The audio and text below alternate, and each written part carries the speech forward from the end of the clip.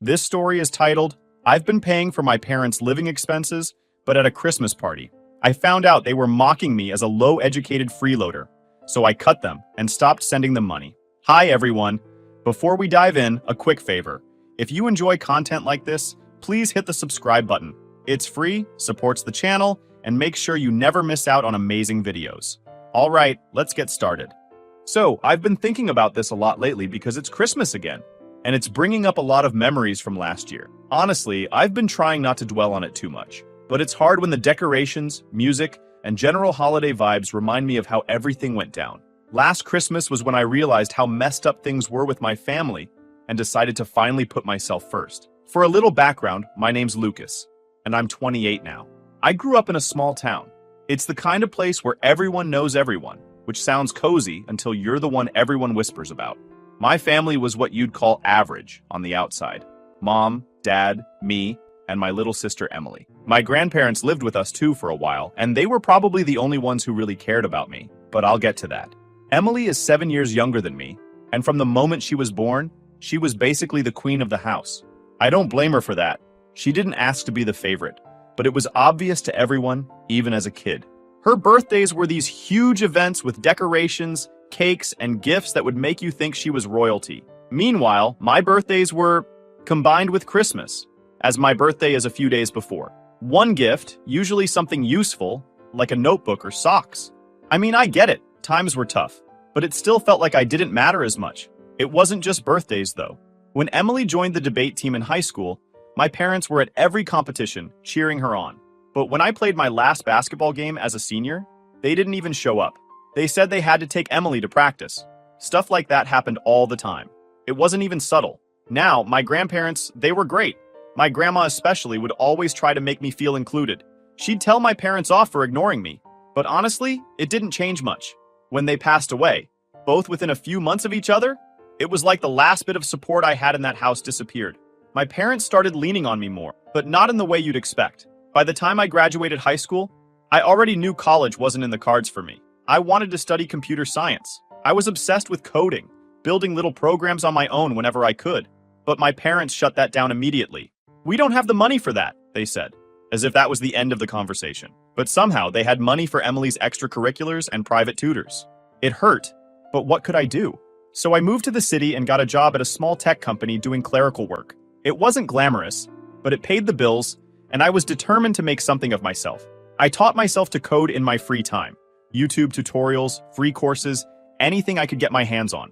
After a year or so, I managed to move into an entry-level developer role at the same company. Even though I was finally on my own, my parents were still a big presence in my life. They started calling me every month, asking for money.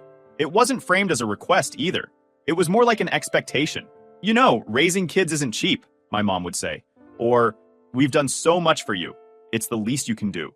And yeah, I started sending them money every month. Even though I didn't have much to spare, it didn't stop there. When Emily got accepted into a prestigious law school, I genuinely felt happy for her. Even though things had always been unbalanced between us growing up, I still cared about her. She was my little sister, and I wanted her to do well.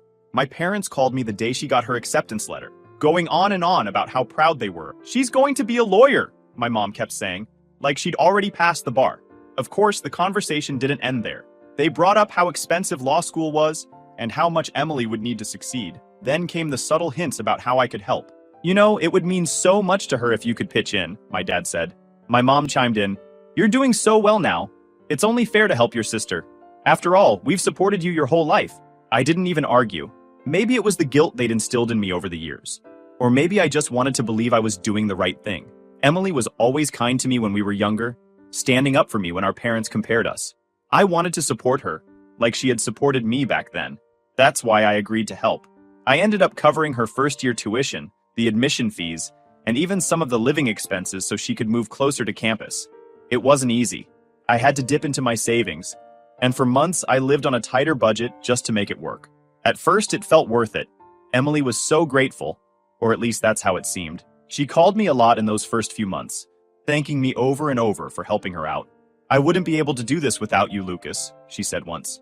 I remember feeling a weird mix of pride and relief hearing those words. It was like all the sacrifices I'd made were finally paying off.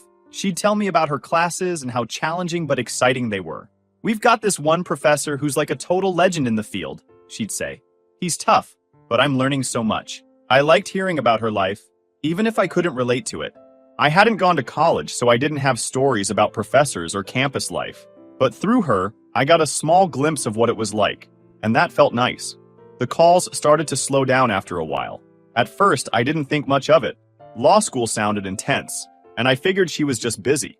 When she did call, it was usually because she needed something. "Hey Lucas, I'm running low on rent money. Can you help?" Or, "I need this textbook, but it's crazy expensive. Can you send me a bit to cover it?" I always said yes. I told myself it was just temporary, that once she graduated and became a lawyer, everything would even out. She'd pay me back, and maybe our parents would finally start treating me with some respect too. But then her tone started changing. The gratitude from earlier in the year was gone, replaced with this expectation, like it was my duty to help her. There was no thank you anymore, just a quick acknowledgement before she hung up. When I tried to ask her how she was doing, or talk about my life, she seemed distracted, like she couldn't wait to get off the phone. Yeah, I'm fine, Lucas. Anyway, about that rent money, I didn't know how to bring it up without sounding petty, so I let it slide. But it started to eat at me. I'd be sitting at my desk at work, thinking about how much I was sacrificing for her while she barely acknowledged it. I was skipping out on things I wanted, new clothes, dinners out with friends, even saving for a better apartment, just so she could focus on school without worrying about money. The thing that really got to me was how our parents acted during all of this. Every time they called, it was the same story. "Emily's doing so well. We're so proud of her," they'd gush. If they mentioned me at all, it was only in relation to how I was helping Emily. "It's good that you're supporting her, Lucas. That's what family does." Not once did they ask how I was doing. They didn't know about the long hours I was putting in at work or the freelance projects I was taking on just to make ends meet. They didn't know how drained I felt, working nonstop while watching my savings dwindle away. And honestly, I didn't expect them to ask. That's just how it had always been. By the end of Emily's first year, things between us had shifted completely. She didn't call unless she needed something, and when I reached out, she barely responded. I remember one time I texted her, asking how her exams went. She replied a day later with a single word: "Good." No follow-up, no details. It felt like I was talking to a stranger. I started to resent her, but I didn't know how to deal with it. I told myself she was just stressed, that it wasn't personal. But deep down, I couldn't shake the feeling that I was being taken for granted. Not just by Emily, but by my parents too. One night, I got a call from my mom. She wanted to talk about Emily, of course. "She's doing so well, Lucas. You should be proud of her," she said, the same way she always did. I muttered something about how I was glad she was doing well, but I guess my tone gave me away.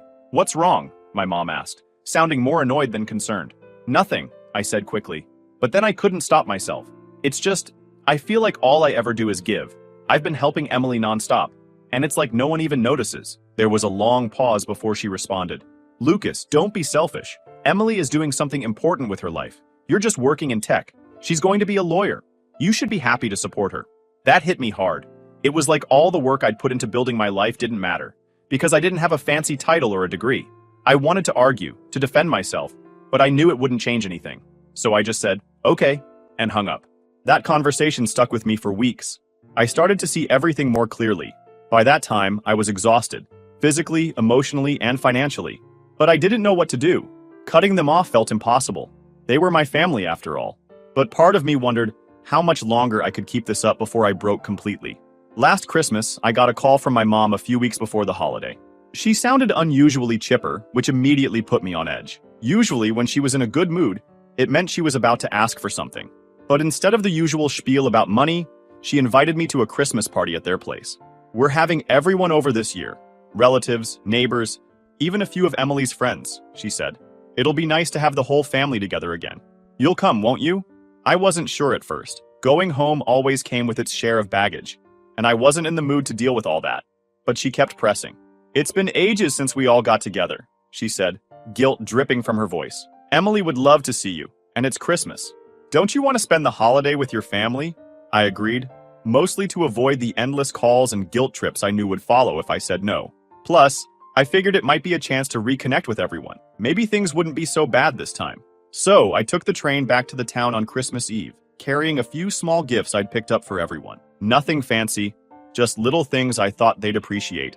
When I got to the house, it was packed. There were relatives I hadn't seen in years, neighbors I barely recognized, and even a few of Emily's old high school friends. The energy in the house was loud and chaotic, but in that festive way that made it feel like Christmas. At first, it was actually kind of nice. I caught up with a couple of cousins, made small talk with some neighbors, and even managed to chat with Emily for a bit. She seemed busy though, flitting from group to group like she was hosting the whole thing. The evening started to shift when my dad called everyone into the living room. He stood up by the fireplace, holding a glass and grinning like he was about to announce something big. My mom stood beside him, beaming, and Emily was next to her, looking a little smug. "Thank you all for coming," my dad began. "It's so wonderful to have everyone here to celebrate the holidays. But tonight isn't just about Christmas. It's also about celebrating some incredible news." I had a sinking feeling in my stomach.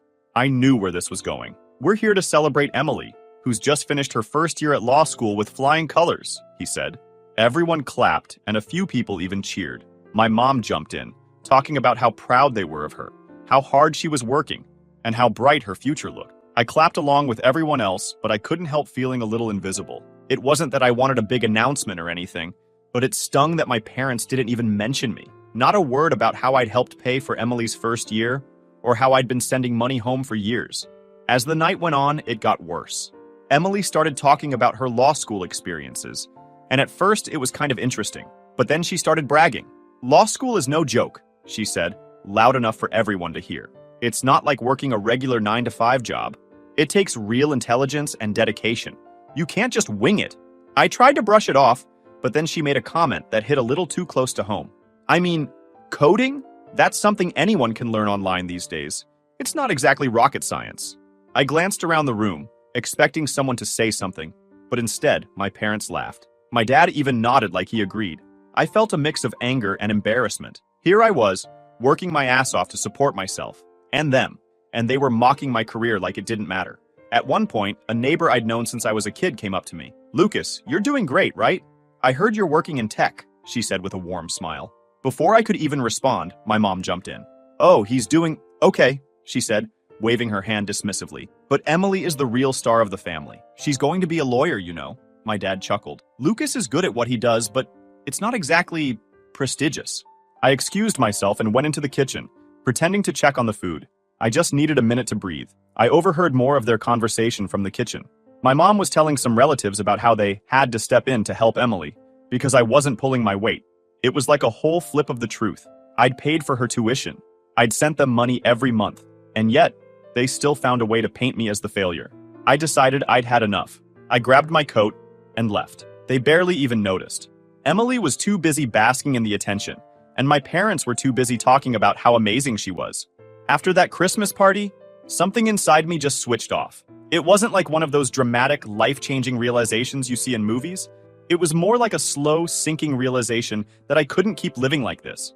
For years, I'd been bending over backward for my family, constantly trying to be good enough. And for what? To be laughed at behind my back? To be treated like an afterthought?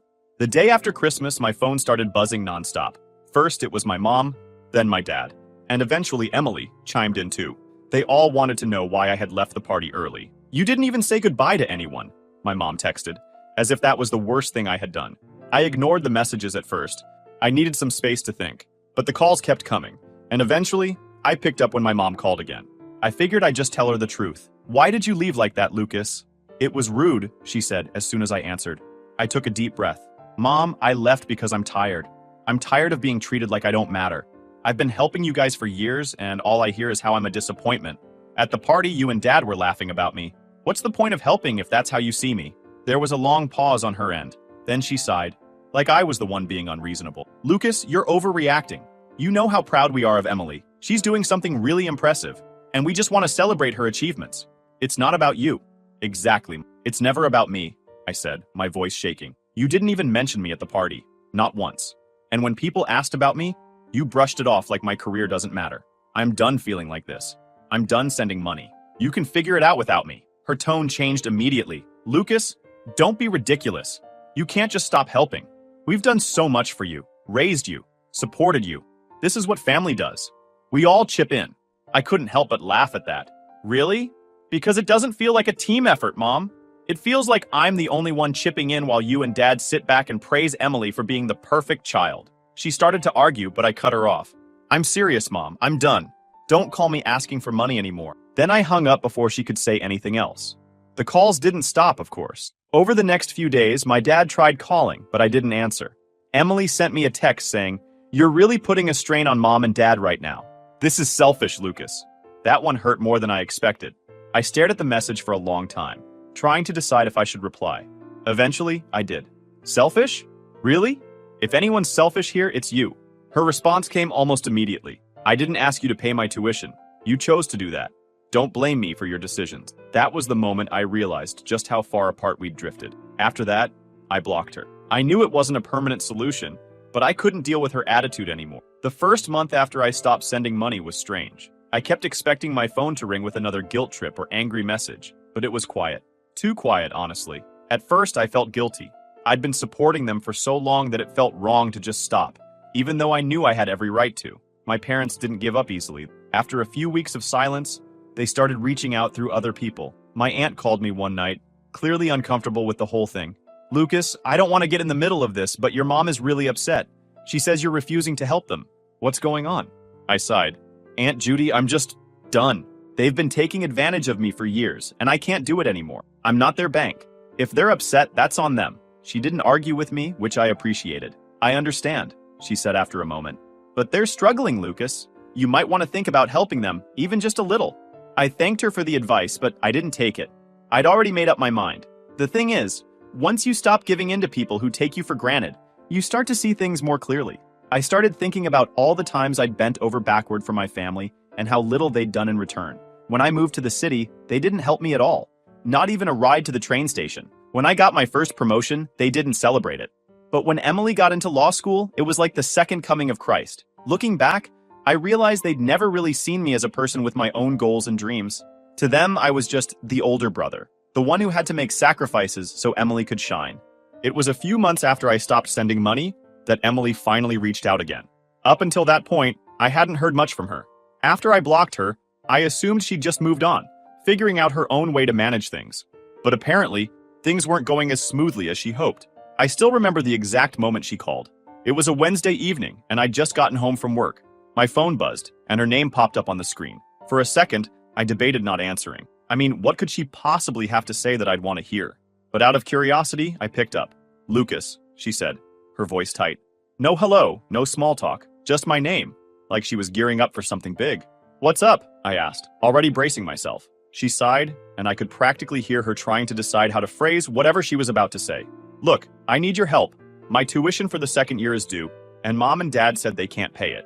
I've tried to get scholarships, but there's nothing available right now, and I don't know what to do." There it was, the ask. I leaned back in my chair, staring at the ceiling as I tried to process what she was saying. "Emily, I already helped with your first year," I said, keeping my voice as calm as I could. "I told you I couldn't keep doing this. You knew that." Her tone shifted immediately. The desperation was still there, but now it had this sharp edge, like she was getting annoyed with me. "Yeah, but I thought you'd understand how important this is. Lucas, if I don't pay, I could get kicked out. Do you have any idea what that would look like? Everyone knows I'm in law school. If I drop out, it'll be humiliating. For me and for the family." I sat up straight, her words hitting me like a slap in the face. "Emily, are you seriously more worried about how it'll look than the fact that you might actually get kicked out? That's what you care about?" She didn't even hesitate. "Of course I care about that. I've worked so hard to get here, and I can't let it all fall apart because you suddenly decided to be selfish." There it was, that word again.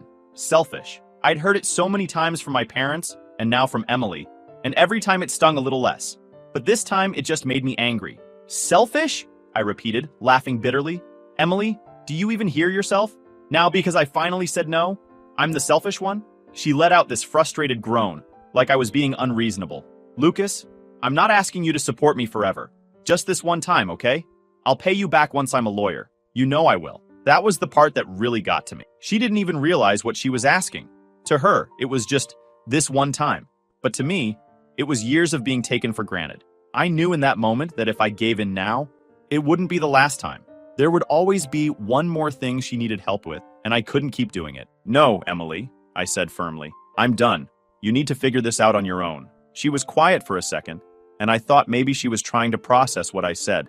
But then she spoke, and her voice was colder than I'd ever heard it. "You know what, Lucas? Fine. Be that way.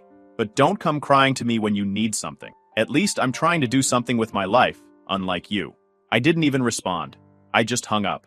The next time I heard anything about Emily was through one of our relatives. Apparently, she'd been venting to everyone who would listen about how I refused to help her and how it was my fault that she was struggling. Mom and Dad backed her up, of course, painting me as the villain in this whole situation.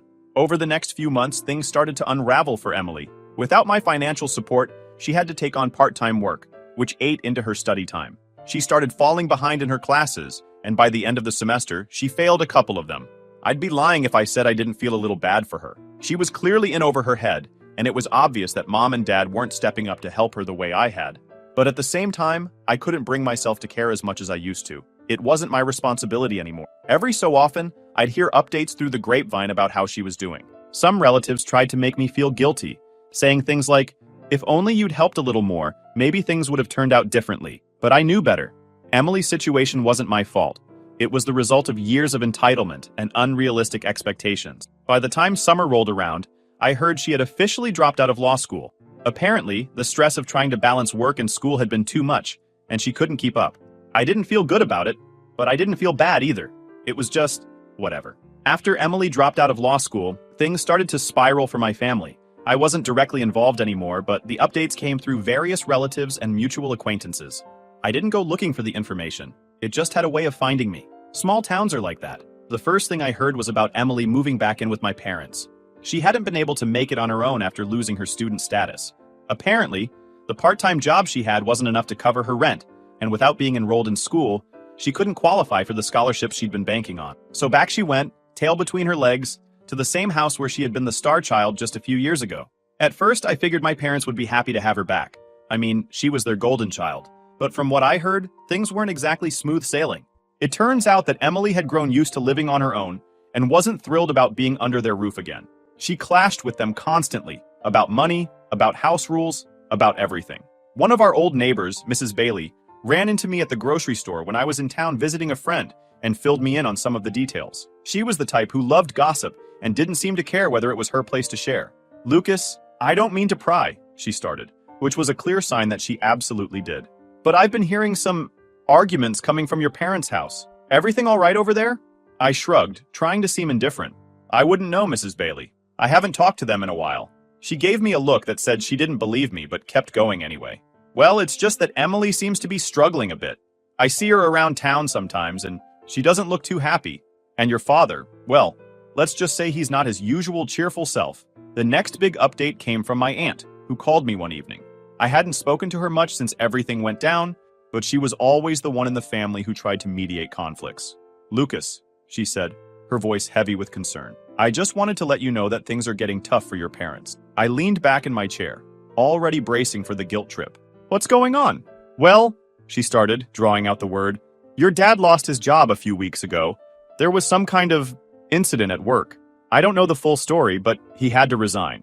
And your mom, bless her, she's been trying to pick up more hours at the grocery store, but it's not enough."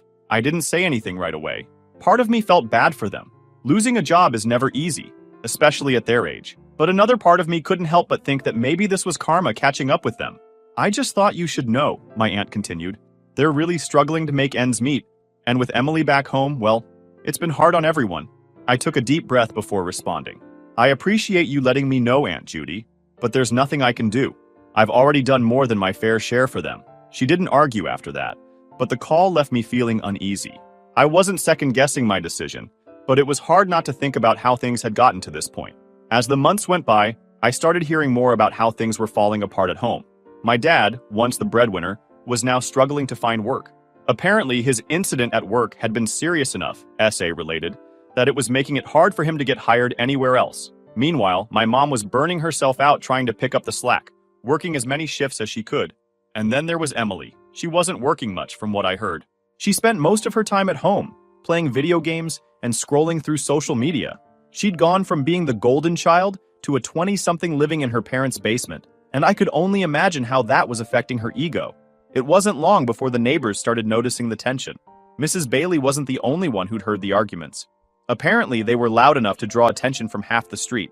One of my cousins told me that my dad and Emily got into it one night, screaming at each other so loudly that someone actually called the police.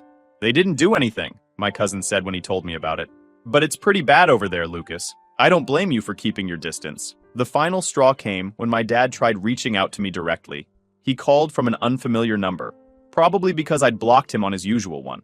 At first, I didn't recognize his voice. It was hoarse and tired, like he'd aged 10 years in just a few months. "Lucas," he said, his tone softer than I expected. "I know we've had our differences, but I need to talk to you. It's important." I didn't say anything right away, waiting to see where he was going with this. "We're in a bit of a tight spot," he continued, "and I was wondering if you could help us out, just until I get back on my feet." I closed my eyes, trying to keep my frustration in check. "Dad, I've already told you I'm done. I can't keep bailing you out." "I'm not asking for much," he said quickly. "Just enough to cover the bills for a couple of months. Please, Lucas, we're your family." That word again. Family. It was always their go-to when they wanted something. "I'm sorry," I said, my voice firmer than I expected. He tried to argue, but I hung up before he could get too far. I knew if I let him keep talking, I'd start to feel guilty again, and I couldn't afford to go down that road. Now, it's been almost a year since I cut ties with my family, and honestly, I feel like a completely different person. When I think back to where I was last Christmas, stressed, broke, and constantly worried about disappointing people who never seem to care about me, I can hardly believe how far I've come. It's not like everything is perfect now, but for the first time in my life, I feel like I'm in control.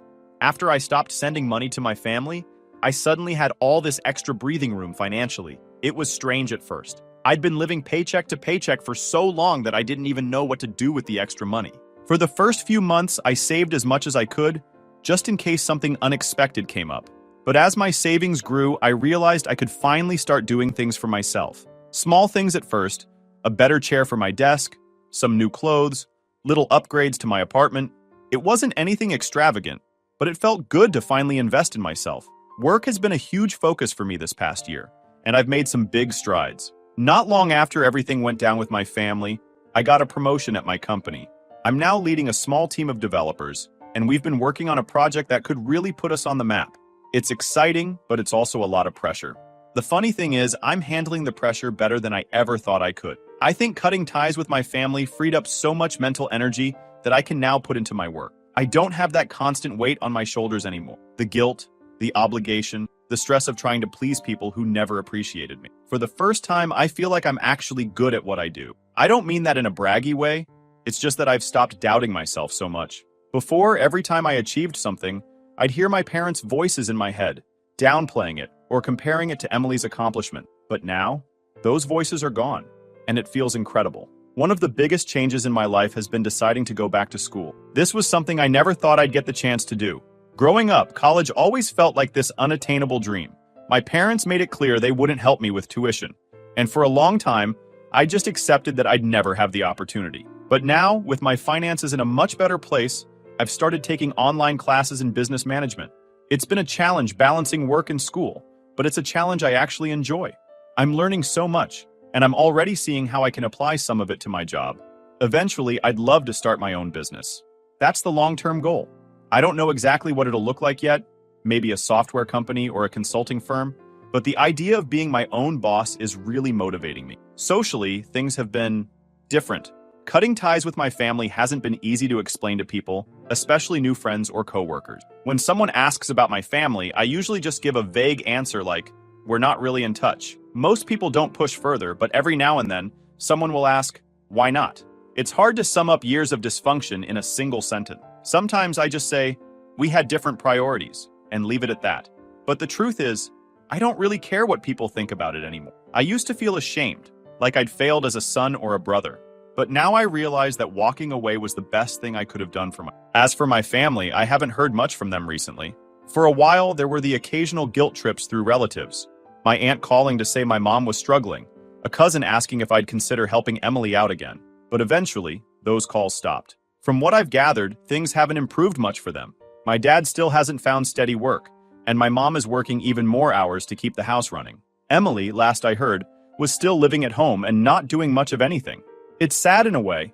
I don't wish them harm, but I also don't feel responsible for their choices anymore. They made their bed, and now they have to lie in it. If there's one thing I've learned through all of this, it's that you don't owe anyone your peace. Sometimes, the best thing you can do is walk away, even if it feels like the hardest choice in the moment. So, yeah, that's where I am now. It's not perfect, and it's not easy, but it's mine. And honestly, that's all I've ever wanted.